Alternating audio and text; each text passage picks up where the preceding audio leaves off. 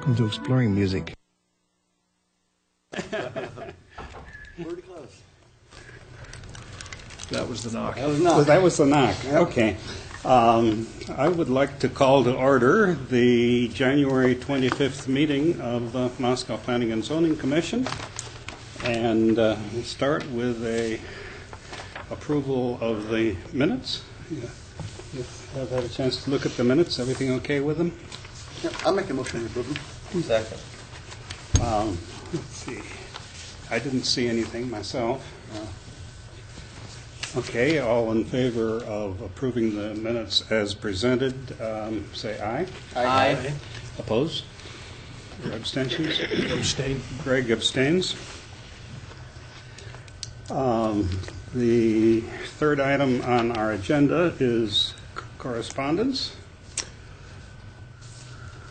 Any correspondence from staff? Only thing I had was today Greg and I attended, we've got the Parking Standards Advisory Committee at noon, and that was the second meeting. We met December 21st of last year and began that discussion on, we were looking, the commission had been working through the parking standards and the zoning code and that chapter, and this is their second meeting, and we pretty much got to the end of it. We covered a lot of the landscaping today, so we'll probably have maybe one or two more meetings and then wrap up a recommendation and then forward that on to the commission, and then we can carry it on from there. So they're making good progress.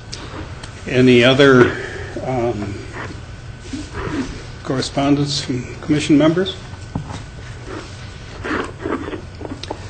Item 4, Transportation Commission report. That's me. Transportation Commission met about 2 weeks ago. There were a couple of items that would be of interest. I promised to give people a draft of the complete streets policy document that's been being prepared by the Transportation Commission. This is I guess I'd say a nearly complete draft. There are a couple of items that will probably change on it. Thank you.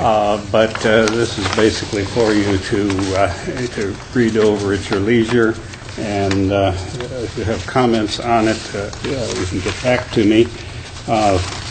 The area that we were talking about quite a bit at the last meeting was item number 8 on the third page. Summary of performance. It's really sort of hard to figure out what one would do to summarize performance when actually the city of Moscow is doing a lot on complete streets. They're doing it apart from this policy, and we do it as a part of various kinds of projects. And exactly how do you tally what things are due to a complete streets policy? So some of that is still a little bit in flux. If you have comments, get them back to me. If not, I'll pass on a final document to you later. But read that over.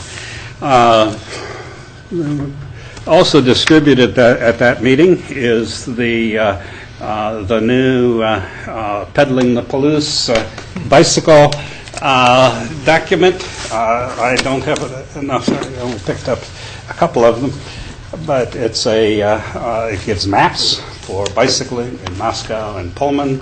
The Transportation Commission had a little bit of a role in it. The two chambers of commerce played a lead role.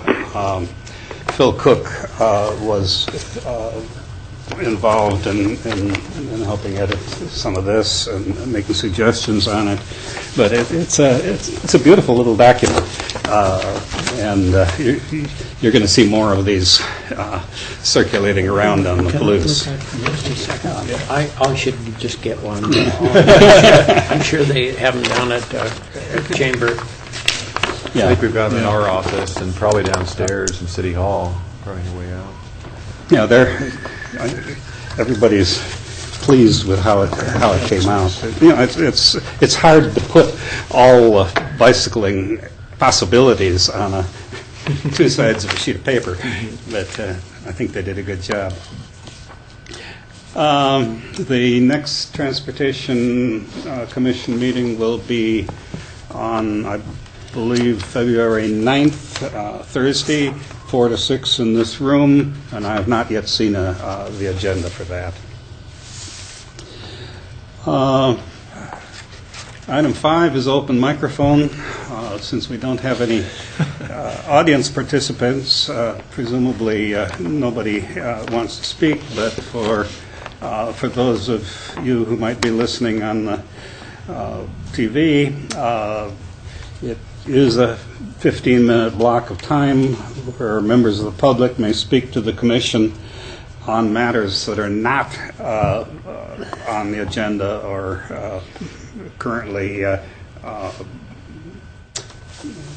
pending before the Commission. So if there's something on your mind that you want to talk to us about, come on down to a meeting and we'll let you talk. Item 6, relevant criteria and standards for major amendment to an existing PUD, the discussion that we had at the meeting 2 weeks ago. So, Mike, you want to talk about it? You've had a couple weeks to look over the. Well, I guess you had less time than that to look it over. But any thoughts that struck you in reading it over? I mean, did you feel anything change your mind as you wrote these? Did anything that we discussed come back to haunt you a little bit, or are we fine? It's long, you know. Yeah. In my mind, it's excessively long, and so congratulations. Well, this is one of those projects that's changed multiple times over the period that it's been built, and so I thought it was important to go through and give a lot of detail about what's been approved up to this point and what the Commission's approving. So, just included a lot of background information, a little bit of analysis on current code requirements, and especially with the gross floor area of the uses that aren't allowed in the zone, and then the residential densities. Wanted to make sure those were all covered, and then went through the criteria and tried to reflect what the Commission's decision was as best I could. So there were two things that caught my eye when I was reading through it. Item 13, top of page 3. The last sentence, current uses within the portion of the annex that has been constructed include a hair studio on the first floor and a studio apartment on the second and third floors. Is that, in fact, a single apartment, or is that several apartments across the second and third floors? It would be there's one on each floor. So. Okay. So, this implies a singular, and it probably should be studio apartments on the second and third floor. Maybe you just should use each in there, on each floor. Yeah, okay. Yeah. The other one that caught my eye is in item 25. The total parking requirements for the applicant's immediate plans to convert 3 of the ground floor spaces to residential is 19 parking stalls. I believe the 19 is the total parking requirement, including the applicant's proposal. It would be the total. The way it reads, it would be, it implies that the 19 is the increment, and that I don't believe is correct. Okay. So So I can say the entire. yeah, the project. total parking requirement, including the applicant's,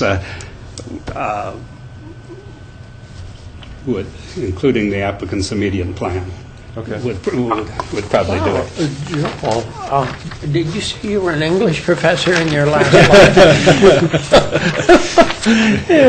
The other thing that caught my eye, which is sort of a bit of a side thought, is back under 6, where we're describing the neighborhood conservation areas, and the designated neighborhood conservation neighborhood-specific zoning districts would be established that would describe the prevailing lot sizes, etc. Have we ever done that? Have we ever done a neighborhood-specific zoning set of rules for a neighborhood conservation district?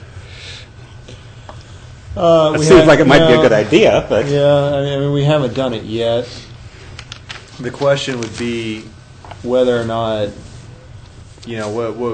what type of zone would we change it to that it's not, if the current zone reflects what's built there, then why would we create another zone to, try to more accurately reflect it? So, this neighborhood conservation kind of came along with the package of the consultant with the comp plan. Right. And I know that, it's been a little bit of a challenge for us just because there's such a large swath of area that's been designated as neighborhood conservation. And so we had an issue with the Harvest Hills proposal where it was neighborhood conservation, but it was undeveloped. And so, that would mean to say that you wouldn't be allowed to do any commercial or higher density because the surrounding neighborhood's all single-family residential. And so, it's presented some challenges with not giving us very much direction as to what uses, would be anticipated there. And so,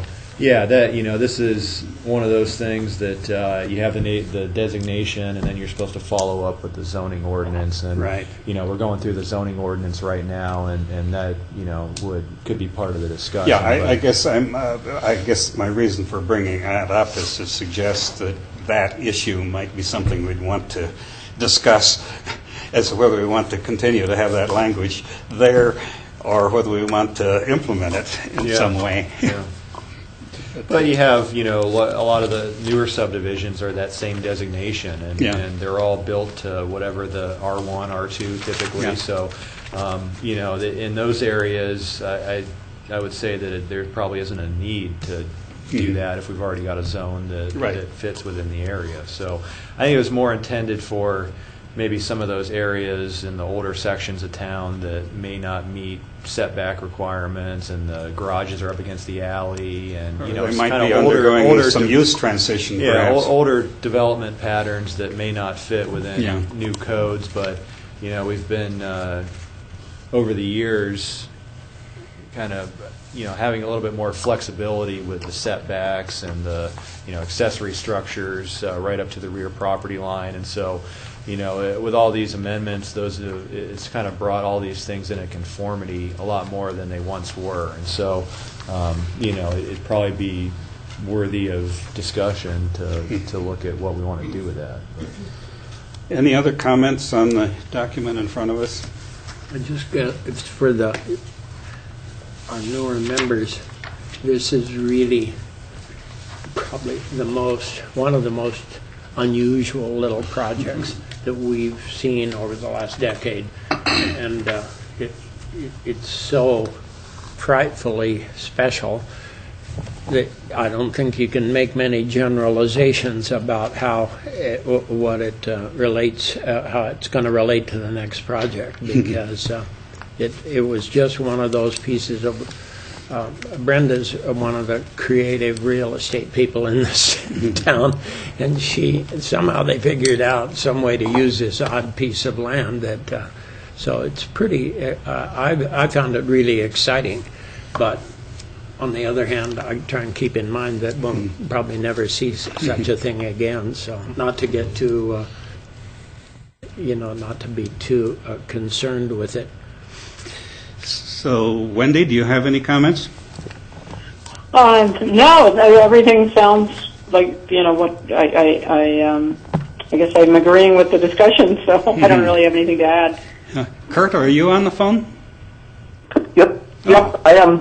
Nope, looks good to me. Okay. Looks good. Ready for a motion? Yeah. Would you like us to vote, just to clarify, because I'm not sure what the city attorney said about us participating remotely? We do have a quorum absent you. Okay. So it's We up could to you. we as could to- vote for the record and then just Yeah. we can decide later whether to count it or not. Well, I think it'll count because you call it in so you can participate. Okay. So you might as well go Okay. through the motions. Mike, Yeah. do you want And I to... just wanted to, my only other comment is I just wanted to echo what Nell said, is that it's a very unusual development and it was very innovative. That, if on an odd parcel of land that was sort of leftover land, and so it's. I think it's been fun to see it evolve and its trials and tribulations in meeting the economics of the community too. So, or conditions, I mean. So do we have a motion? Can we make a motion just to both sides of this all at once? We Yeah, have you them you all. can make a motion with the corrections. So, yeah, I'd move that the relevant facts and conclusions for the, I don't even know the name of Silos. it, for the silos, Silos. be accepted, yeah, and sent to city council. With corrections. Yeah, we're the final say, so it'll be approved by us. Oh, Yeah, it'll be approved by the okay. commission. Yep. All right, recommend we approve it. I'll second. Okay. All in favor of accepting it, say aye. Aye. I And Opposed? I'll say aye over the phone. This is Wendy. Opposed? Abstentions? Abstain. Okay. The motion passes. We have accepted the reasoned statement. Item 7, 2009 Comprehensive Plan Updates. Chapter 1, our reading assignment for the last 2 weeks. Yes. Yeah, so I had printed out hard copies last time. I didn't print that out again, but next time I'll have the full chapter with all the proposed corrections.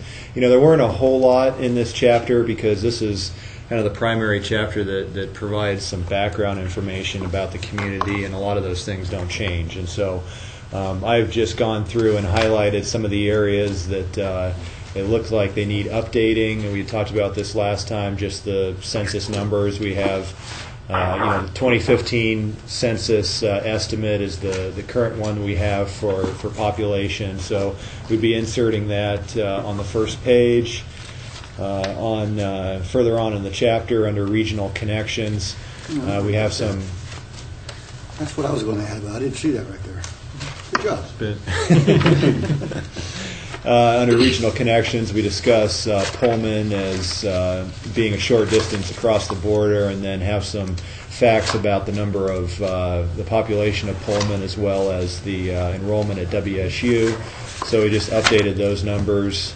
They've actually grown quite a bit since I guess it would be the 2006 estimate. They were at a little over 25,000, and now they're at 32,000. For the 2015 census estimate. And Impact of a lot of Schweitzer. Yeah. presence. WSU's been. Schweitzer's a big one, yeah. And then WSU increased from about 17,500 to 20,000, a little over 20,000 students. That was as of I think the fall enrollment numbers for 2016 at the Pullman campus. So we'd update those numbers on this page. We have some kind of demographic population trend information.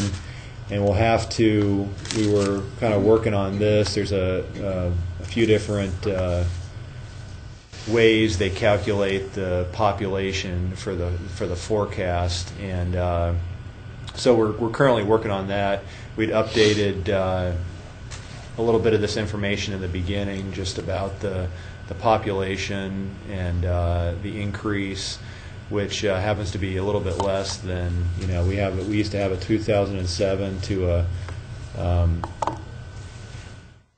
back to 2000 increase, and that was at about a 14%, and now we've got the looks like 2010 to about 2015 increase, and which is quite a bit less. It ends up coming in at about 5% over the last 5 years, and so we've slowed. We saw this kind of spike in growth at the early 2000s, and then obviously it's waned off in the last 5 years or so. Still the 1% per year.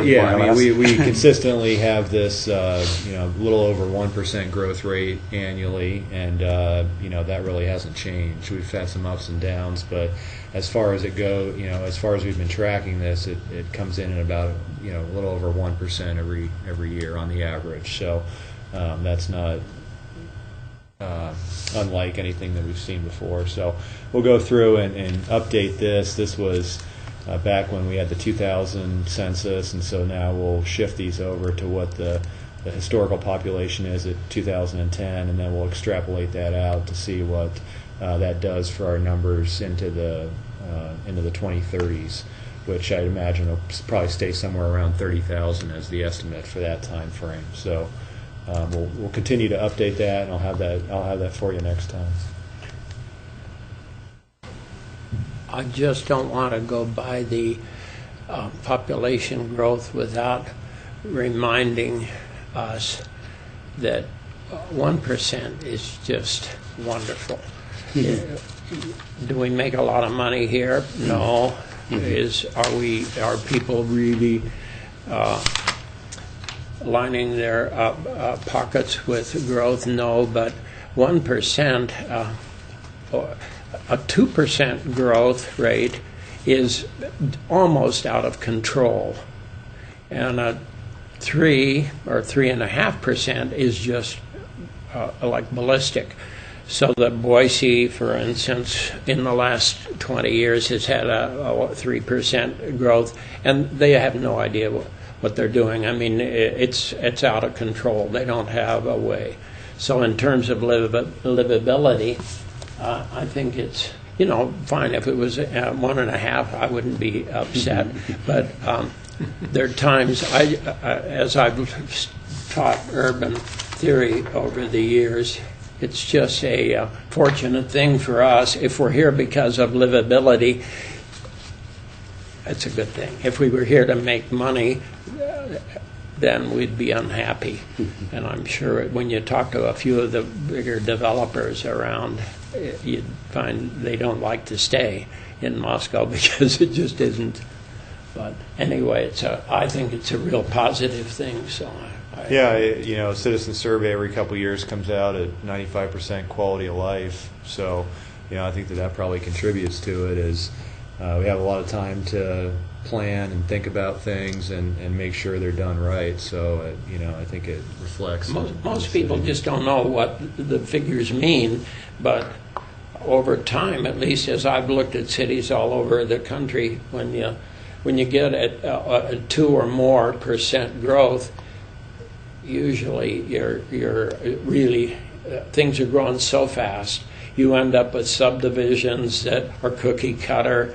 One of the things that we can say, I think, about our new subdivisions is that we don't have 10 houses in a row that look exactly alike. We might have 3, but certainly not that many, and so it adds to that quality that we have. And then we have the section that addresses the floodplains in town. As the Commission's aware, we had recently revised our floodplain ordinance, as well as in 2013 there was a letter of map revision, and so we'd be adding this language to the floodplain section in order to highlight that in March 27, 2013, the letter of map revision was done in order to, this is part of the University of Idaho Rec Center Paradise Creek daylighting project, where the creek was daylighted, and the city contributed a certain amount of money to have the consultant remap the area from pretty much Perimeter Drive all the way down to the south couplet of Highway 95 and State Highway 8. And there's a lot of creek work that was done in order to channelize that a little bit more. And so now we'll have a map at the end, but what you end up with is pretty much the floodplain that's contained to the channel itself. And there was a lot of the floodplain that extended into Almond, Asbury, Llewellyn, down, and actually some of the properties on the west side of Main Street. And so as part of that 2013 amendment, those were all removed, which is a great thing. They don't have to pay flood insurance anymore, and the water won't extend that far in the case of a flood event, which could happen maybe this year. Hopefully not. Like it already has, hasn't it? A little bit. Minor, yeah. It's been. It came into we've been my lucky so basement, far. Wendy. Yeah. So we'd just be adding that to reflect the 2013 Lomer. We'd have to update. I didn't get to this map. This is a little bit different of a map than we updated at the very end, but these are kind of historical locations of where we had flood damage in the past. And so, we were talking about this area from the south couplet all the way out to Perimeter that ended up being pretty much contained to the channel itself. And so we would probably end up, maybe removing these dots on the map just since the floodplain isn't going to be there anymore. So is it your intention to keep both maps in as you look at it, the old map and the new map? No, we're going to replace it. Okay. So yeah, the first one's the new one, and I think the second one's the old one. So it's really cool. I'm really excited about that, because if you recall back in, for those of us older ones that remember 96, the apartments down there were all flooded out, and it was pretty mean. Yeah. And this has really been a positive thing. It's because some days I worry about environmental. I wonder what the heck it means some days, and this is one of those things that I can understand. It just seems like a really positive effort.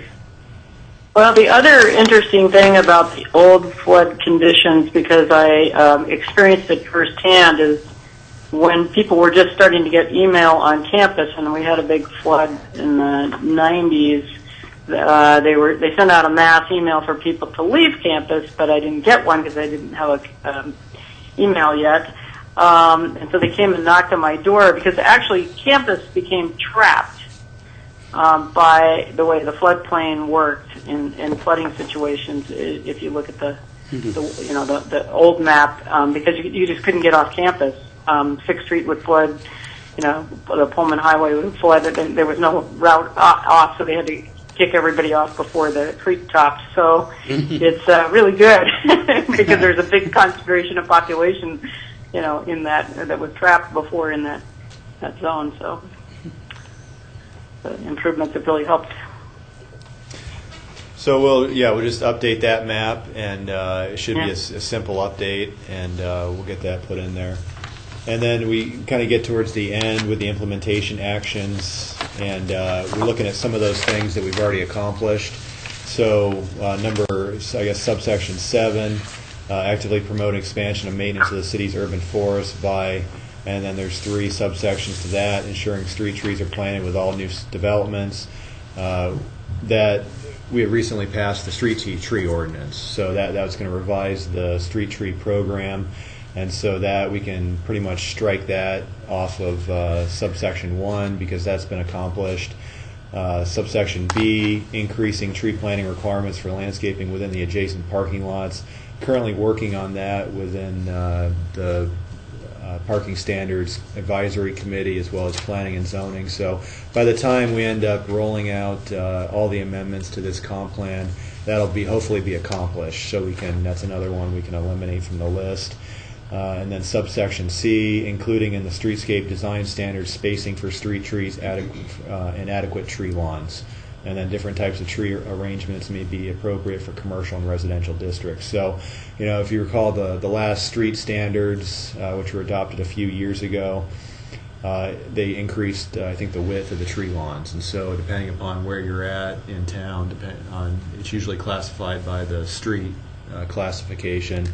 You'll have a different width for a tree lawn, and they've increased those anywhere from 5 to 8 feet, and in order to accommodate different types of trees. And so we can strike that one from the list since they had updated that. And then 8 is revise the floodplain protection ordinance to increase the protection of the floodplain and prevention of flood damage. About a year or two ago, we ended up being required from FEMA and IDWR in order to revise our ordinance to current standards, and we had done that, so that's one more thing that we can strike off the list of implementation actions. And then everything else, things that we still need to get to. There was one thing that, as I reviewed this, and we had talked about under number 12, there was a few. This is in regards to protection of the aquifers and water in the region.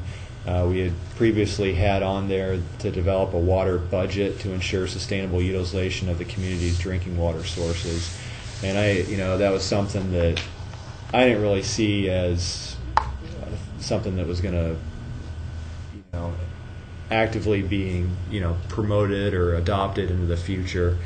And I think that once the adjudication happens, that we may get there someday, but I didn't know if we wanted to keep that in there or wanted to look at potentially eliminating it.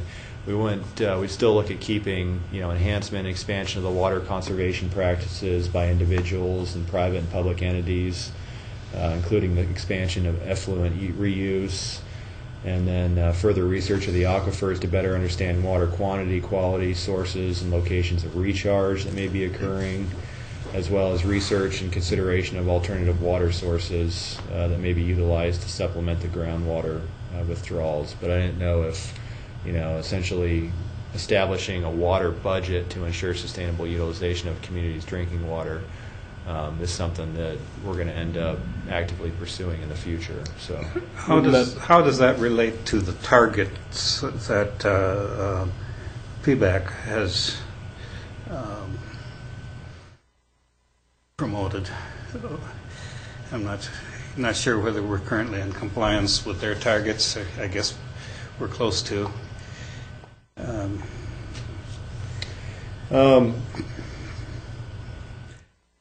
I would view maybe that as more of a target and this more of a mandatory. I don't know what it would look like. Of a water budget. Yeah, I'm not sure what a budget is. I'm not exactly sure what that even means. No. I would say that it sounds, that's what I thought of as those targets. It sounds like that is, to the extent you can define something like that, I think those targets fit that category. We could reword it. Well, I guess I'm wondering whether reference to the efforts of PBAC might be more appropriate than talking about budgets. Okay, so we could maybe reword it to be more geared towards the targets that PBAC has. Okay.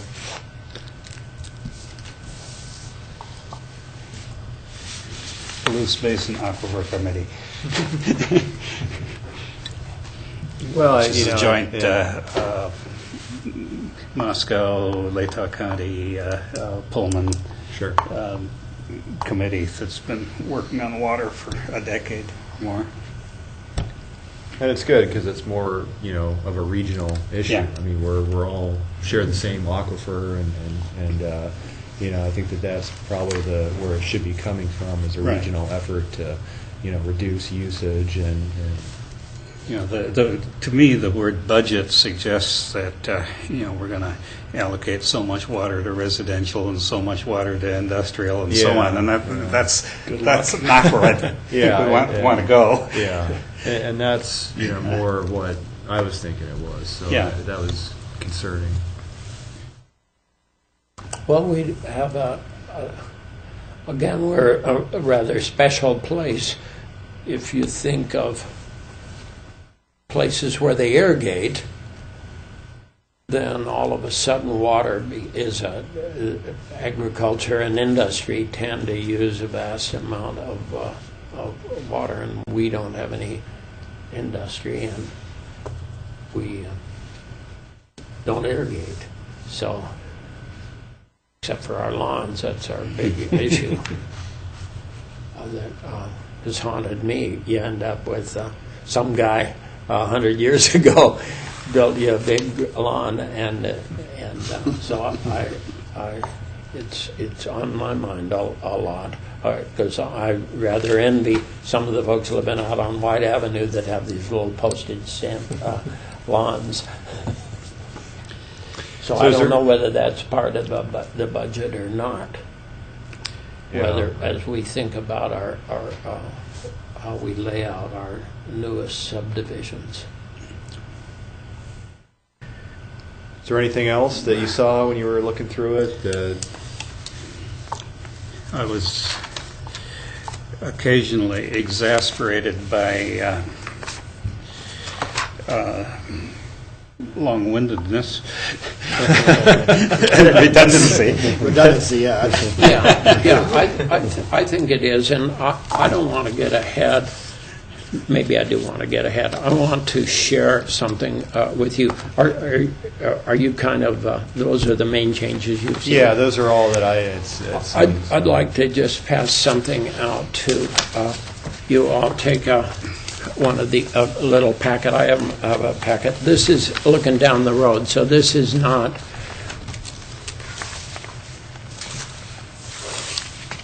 Just to be clear, this is about 3rd Street and a potential bridge on 3rd Street. That's the gut of the issue. Well, what I wanted to do was just give you some packet of things. These are things that we've been handing out with our group called Citizens for a Livable Community. And the reason why I wanted to hand it out tonight is this, while I think it's over wordy too, but we look in here and we see the quality of life and sustainability and sense of place repeated numerous times.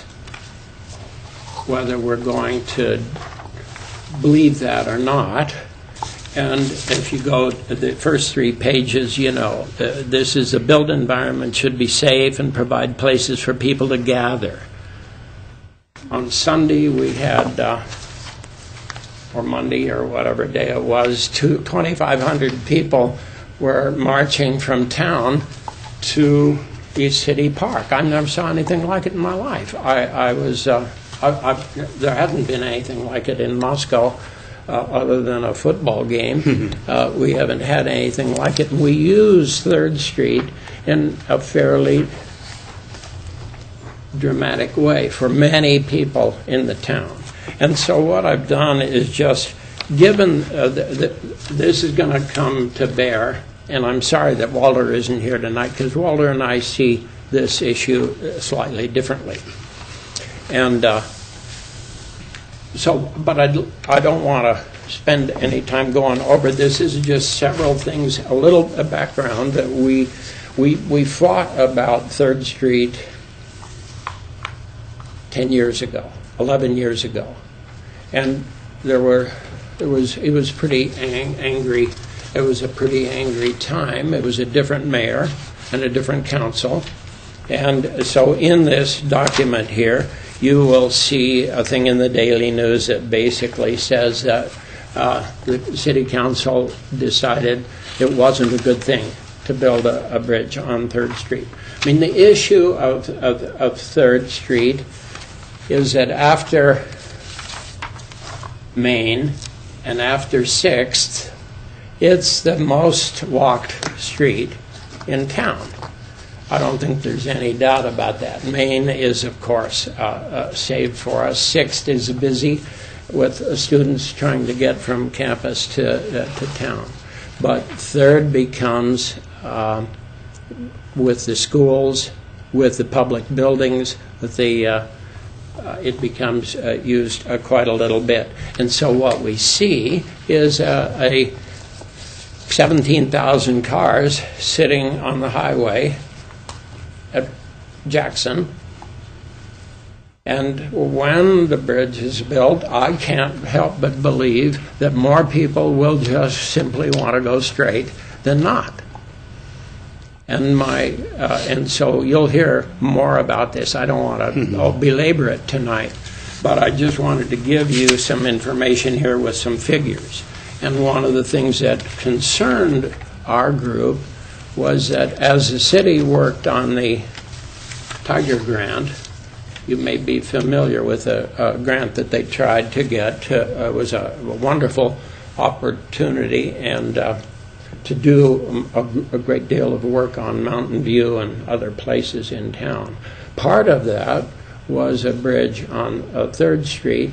And one of the things that, and you heard me here a few weeks ago when we had Les here, the figures on 3rd and 6th and D have been published by the city. I take them for face value. And then when they did the grant, the Tiger Grant, they changed those figures to be a lesser figure. As if, yesterday we had 8,000 cars on the street, now we only have 5,000. I don't know how that happened, and Les so far hasn't convinced me that he knows why. And I've talked to Walter about it, and Walter, we struggled, we've discussed the issue. But anyway, this is a little bit of a packet to just play off of these things here, because as we go through the rest of the comp plan, there are decisions that we get to make about whether are we interested in the quality of life. If you drive off, even, and I'm say Dennis has got a nice subdivision over there, and my guess is that, probably 40 or 50 cars a day go by his house. 6,000 go by my house. That's a significant difference.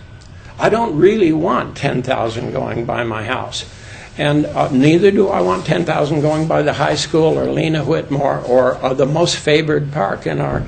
So I have a lot of things to say about this, but I wanted to give you this material to just think about and remind yourself that we said all these apple pie things here. And if we don't want to say the apple pie and mother things, if we don't want to say decisions must not be made solely for an immediate result. Get some new traffic. Let's get people across town rapidly. And make other people give up their neighborhood so that somebody else can get through town more rapidly. Well, so anyway, I've made many speeches about this. I'll make many more, but I just wanted to share this material with you. And Wendy, I'll have a packet for you and Kurt too. So okay, great. I'll keep one. I don't mean to hide anything from you, and I'll have one for Walter as well. Walter and I have debated this issue for 11 years. So, but I do want to just bring it up because I think that it's the rubber will hit the road later in the comp plan when we look at traffic and issues. But because these are these wonderful mealy-mouthed words that we've used, I'm thinking, the built environment should be safe and provide places for people to gather, such as sidewalks and streets and women with pink hats and all that. How can that happen? And so anyway, enough. Thank you. And just take it home and actually Joel and I disagree on this issue too. I'm not going to let him get off the hook. He seems like a nice guy. I can tell you. I'll defer that part of the discussion until later. Mike, what's the path forward on the discussion on the plan. Are we going to move on to 2? I think we'll start on 2, but I'll have since I didn't provide you with a legislative format yet, I'll have that for next meeting so you can have a copy of that to see all the changes, and then I think probably we'll shoot for moving on to number 2 next time, and we'll kind of introduce that and go from there, and then we can talk about both 1 and 2 if you want to. Okay. So can I ask you to clarify that, Mike, so that the next meeting you'll do both the legislative format and chapter 2? Or, Yeah, I'll have the legislative... Or the one after that. I'll have the legislative format of chapter 1, since we've got that done, but I didn't have it ready for this meeting. I'll have that for next time, so you can take a look at it, take it home and take a look at it, and then I'll just probably have a presentation on chapter 2. Where I go through and introduce it, similar to what I had done tonight. So. Okay, and you'll have a copy for us to sure. Yeah, I'll print a copy of that too, so you can take it home and go through it. And then, Mike, just one real quick question concerning Chapter 1.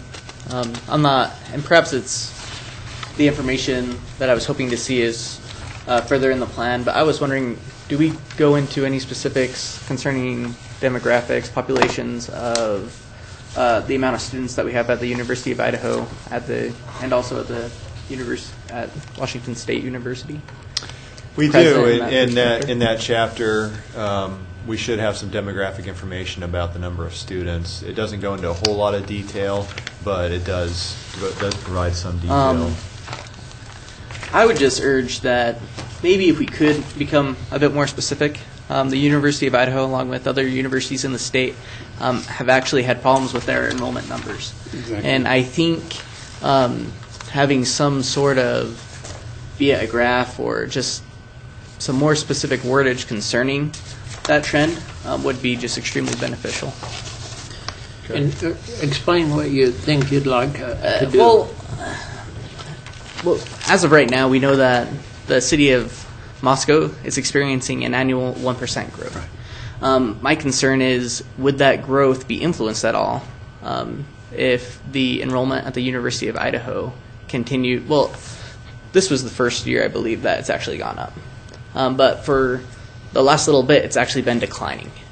So I was wondering if it would be suitable for the comprehensive plan to address if, I don't know, just have the information present so people can make their own inferences, if there's perhaps correlation, or if it's something that just needs to be addressed in the comprehensive plan.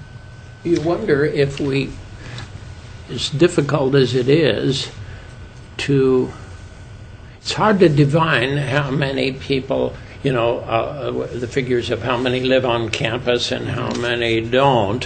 What impacts our city, as you can see on A Street, we didn't have A Street a few years ago, did we? There was a lot of wiring to do there.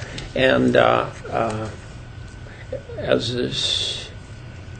think it's clear that as a university goes, so go us. Mm-hmm. Basically, if the university is successful and was able to grow beyond a 1% figure, or that we've been stable for a couple of years. Mm-hmm. But if they could grow, we would grow, and of course I think we'd all.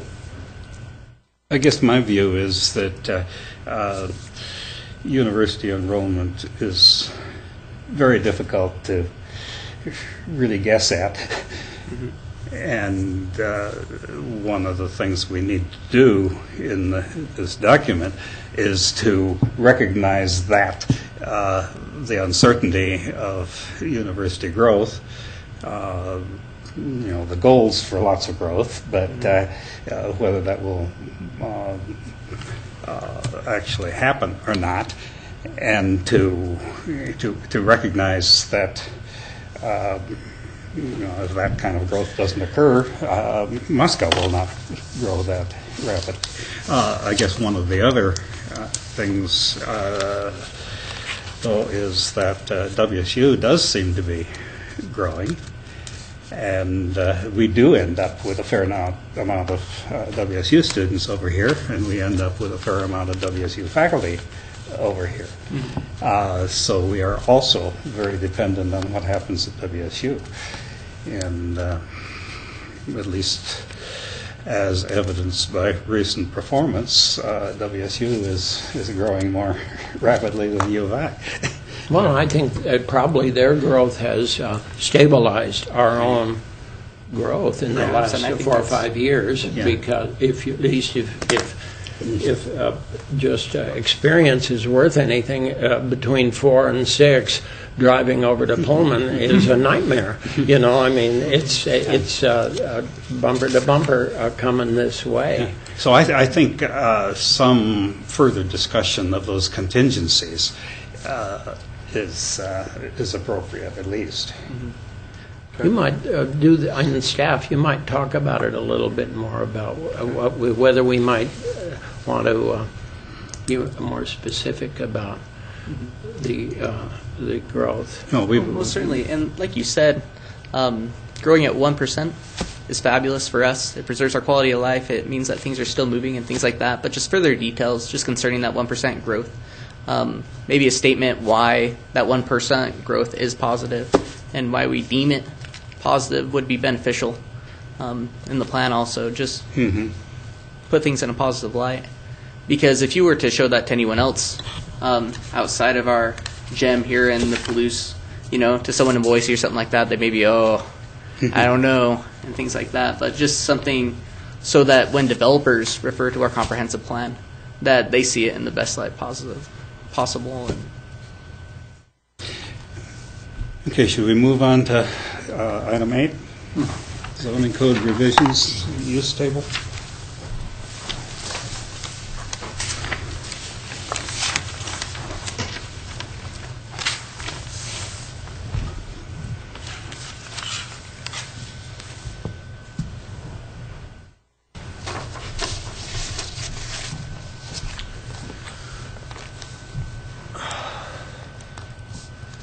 So our legal department's still working on getting us a legislative ordinance that has all these changes, because there's a lot. But I just wanted to go through kind of the structure of what we're going to be doing.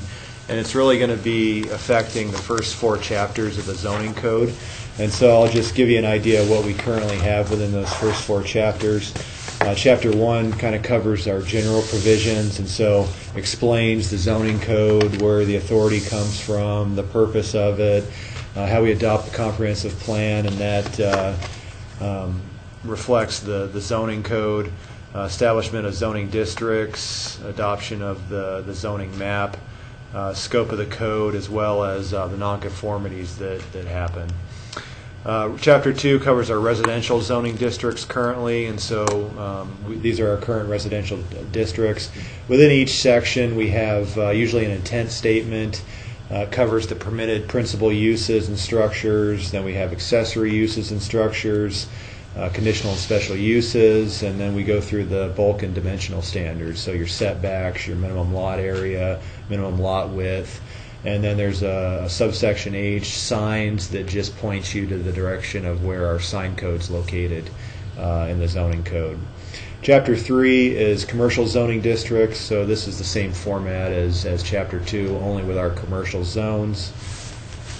And then we have special zoning districts, and we just have the University Zone and Legacy Crossing overlaid zoning district, which for some reason we choose to put those in a separate chapter. So what we'd be doing is keeping Chapter 1 almost the same. We'd be moving a couple of these sections over to Chapter 2. We'd be inserting the definition section. So right now, at the very end of the zoning code, in a chapter that's, I think, entitled Administration and Enforcement, maybe, we have definitions, and it's hard to find for people that are using the zoning code, and usually these definitions are included at the beginning of codes. And so it's an easy reference to flip back and forth when you're going through the different use terms. So we'd be looking at inserting that here, but keeping Chapter 1 largely the same. Chapter 2, these would cover, we'd pretty much be putting all the zoning district intent statements here. So a lot of these, covering zoning districts, and then moving these from Chapter 1. So it would fit more appropriately in this area where we'd have establishment of zoning districts, adoption of the zoning map, and then we'd have some rules for determination of zoning districts, which is currently in Chapter 11. So that's if, circumstances where there may be multiple zones across a single piece of property, that's kind of what that section covers. And then district purposes, and so we would have the title of that, and then we move all of the zoning districts underneath this chapter, and we just keep the intent statements since we're moving the uses and the setbacks, the bulk dimensional standards. Those are all being put into a table. So the only thing left will just be those intent statements about what the zone is intended to be used for and where appropriately it is to be located within the city. Continue with the rest of the zones, and then we'd be moving the university zone as well as Legacy Crossing from Chapter 4, and so that would comprise the first two chapters. And then Chapter 3, it would be replacing that commercial zoning districts, and then we'd have permitted land uses, and this is where we would insert the land use table. We'd have an interpretation of the land use table, so the commission was kind of concerned about having another table at the beginning of this use table that described the actual names of the zones, and so this is typically what that is. So interpretation, it'll go through what a conditional use permit means, what a permitted use means, what the terms mean, what the symbols mean, and so that'll all be described at the very beginning of the chapter, and then we move into authorized uses. And it's going to be moved from section 11.5 that we currently have that in that section that'll fit there. And then we'd be inserting the use table directly underneath Chapter 3. So these would all be dropped into the zoning code. First we'd cover all the residential uses, and then have, this is what we've been looking at over the last 5-6 months. And then we'd cover non-residential uses, and so you go through all of those. Remember at the beginning we described, what PA means, what C means, what P means, and so you have a pretty accurate description as well as what what the actual names of the zones are. And then we'd look at the end of Chapter 3, look at moving a lot of these specific use standards, which we currently have in Chapter 12, and so right now we have accessory dwelling units, accessory home occupations. We'd look at moving campgrounds and RV parks, which is currently in Title VI, into this chapter because it's more of a zoning code issue instead of a Title VI issue. Currently have daycare facilities. Wanted to take a look at maybe at this time developing standards. I know we've been talking a little bit about drive-through facilities and how we don't have any queuing requirements. Think it maybe while we're going through this amendment, look at inserting maybe some standards for drive-through facilities, and I'm thinking only maybe certain queuing requirements. And educational services, right now we have a portion in the Chapter 6, which is in our parking standards section that discusses certain number of loading zone spaces and things like that. We probably look at maybe moving that over to this section because it'd probably make the most sense.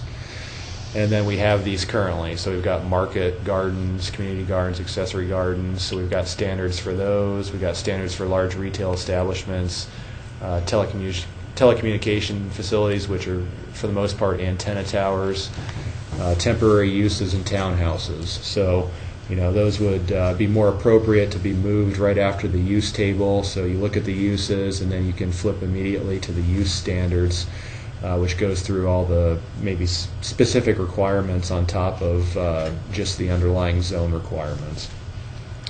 And then we'd have the limitations on uses table. It was that table that there was certain limitations on uses under each zone, and a lot of them were underneath the motor business zone. So we have things like all uses have to be conducted wholly and entirely within enclosed buildings, and then we've got a bunch of exceptions to that. So we'd just be taking what we currently have within the limitations on uses and putting that into a table. We put that in the section. And then right now we have this performance standards portion that's tucked in Chapter 6. Performance standards mainly addresses nuisances. Can't exceed certain decibels at property lines. Can't emit certain number of particulates from a manufacturing type operation.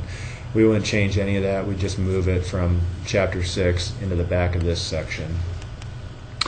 And then in Chapter 4 would largely cover just our bulk and dimensional. So it would be the lot size, lot width, setback requirements. We rename it, so it was the special zoning district section, so it would originally included the university and legacy crossing zones. Eliminate that, create the bulk and dimensional or bulk and placement regulations section. Have a purpose statement describing, once again, how you use the table and how you navigate that, and then we'd be inserting the bulk and placement regulations table.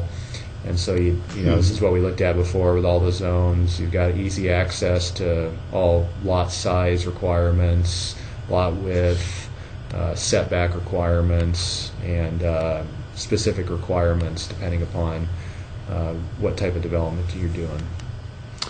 So we look at dropping that directly into that. We have other sections that we look at moving. These are all predominantly in Chapter 6. So we've got exceptions to height regulations. That's for chimneys, antennas, things of that nature that don't actually count towards your overall height. It's more appropriate to move it here. And then projections into required yards, so like unwalled porches, eaves, things of that nature. You're allowed to project a certain distance into the required setbacks, so it would be more appropriate in this zone or in this chapter. Alternate front yard setback, we had worked on that about a year or two ago about how you're able to take the average of the properties directly beside you and use that setback if the properties or the houses are set a little bit closer to the street. We amended that quite a bit as well, so there's other provisions within that code. We'd be moving that to this chapter as well. Access to lots and buildings, moved from Chapter 6 also. That's just saying that you have to have a certain amount of lot frontage on every public street. And then it kind of covers flagpole portions of lots as well. And then curb cuts would be moved here as well. So, we've got a lot of moving around going on, so it's going to be a pretty big ordinance when you see it, but I thought I'd go through and just kind of give you an overview of really what we're doing to have a better idea of what it is that we're looking at doing, and it's really going to be adopting new chapters 1 through 4 when we're done for the most part. Would you? I think the older I get, maybe the less I think I know.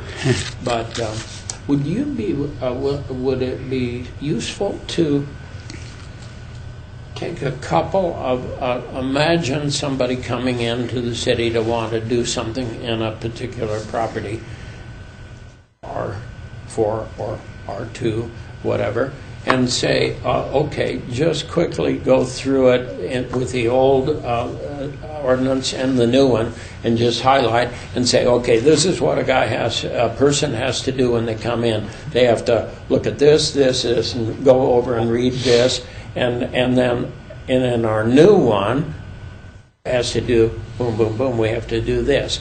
I was just dreaming that this might be easier, but it's going to be a lot easier. Yeah, a lot easier. And so it seemed to me that if you would be willing to do just an example like that, everybody around the table could probably get on board and say, wow, yeah, that's cool. I could do that. Some of us may haven't done any developing or building any stuff for several years, so I haven't had to go through and fight my way through the code. Well, I can bring a couple examples for next time.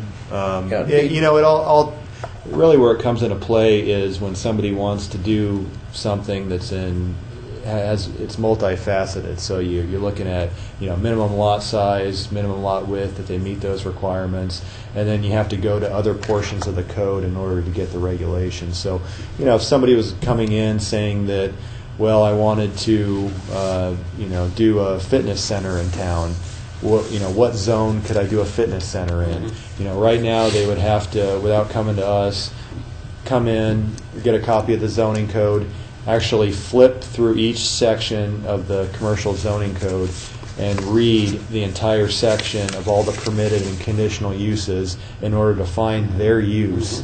Whereas if they just went to the table, all they'd say is, well, I'm looking for a fitness center. Where is it located? I see that it's permitted central business, general business, motor business, urban mixed commercial, and university. So right there, I've got all the information I need to look at a zoning map and say, this is what the zones that I need to look in for the property that I'm looking Beautiful. for. Love it. That's awesome. That's really Easy. probably the most useful. And then, once I'm looking for, maybe residential in R4, what are my setbacks? Instead of figuring out what zone you're in, and then going to that zone and then reading a narrative version, you've got everything listed here. Well, I'm in an R4, I've got a single family dwelling. What's my minimum lot size? 5,000. What's my minimum lot width? 50. What are my setbacks? Boom, right here, 15, 20, 5 on the side, combination of 15, street side's 13. And so it really makes it a lot faster in order to be able to. Does seem to be.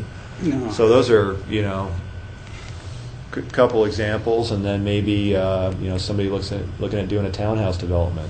They can get all their minimum lot size and width requirements here, and then they just flip to the back of this chapter, which discusses the uses, and they have the standards right there, and they've pretty much got all the information a lot more efficiently than flipping through a narrative version and trying to find it. So I think this is an exciting change. The old one was cumbersome. I mean, I'm trying to dig through that thing is frustrating at times. Yeah. Mike, can you send out the latest version of the Excel sheet that's got the table on it? yeah, sure. That'd be great. Other comments? Other things you need from us, Michael, at this point? I don't think so. I think we've got a public hearing next time for an annexation, and we'll talk about follow up on the things we talked about tonight. So I think we've got a pretty full docket next time. But other than that, any other comments or anything? See, our next meeting is on February 8th. February 8th, right? Okay, February 8th. Okay. And Wendy, you're going to be here, right? Or is that No, I'm not. I'm missing that one too. So you guys elected a chair that was missing the first. But I'm going to try to call in again if this will work next time. That would be very helpful. It's somewhat difficult to participate because you can't really see the PowerPoint, etc. But I sort of know what's going on anyway, and I will, and it's helpful to hear the dialogue and etc. So. Okay. I think. All right. So but I do think Rob will be back. I think Rob will chair the meeting on the 8th. So. That's Okay. cool for you. Wendy, any other things that you want to say to the group? Well, I ferreted out some shared reading that I think I sent it to you and to Rob and Mike, and we probably should get that in the works if you all think it's a good chunk. And the plan would be to have it just discuss it at the second, the first. It's about really to inform the comprehensive planning process, and it talks about some of the things Nels was talking about earlier in terms of what really is a sustainable community in terms of what its plans would look like, et cetera. And so the idea would be to discuss part of it at the second meeting in February, and then at a future date, because there's quite a bit of material, so we just do parts of it. Would it be worthwhile distributing that document that you sent me the link for to the rest of the Absolutely, membership? if you all think it, I think Rob said he thought it was a go, and I don't know if I browsed through it a little bit. It looked quite interesting. Okay, so we could maybe do the first, the chapters are like one page, so we could do the first 3 or 4 chapters or something, or topics, and yeah, I'll take it. When my internet our internet's been out for 2 days, so I need to look at it again, and then I'll send it to Mike to send out. If that. Okay, that works. So I've had a chance to look at it again. So. Good. Okay. Well, I believe that we have completed our agenda, so Good. I declare that we are adjourned. Job. And thank you to staff for setting us up.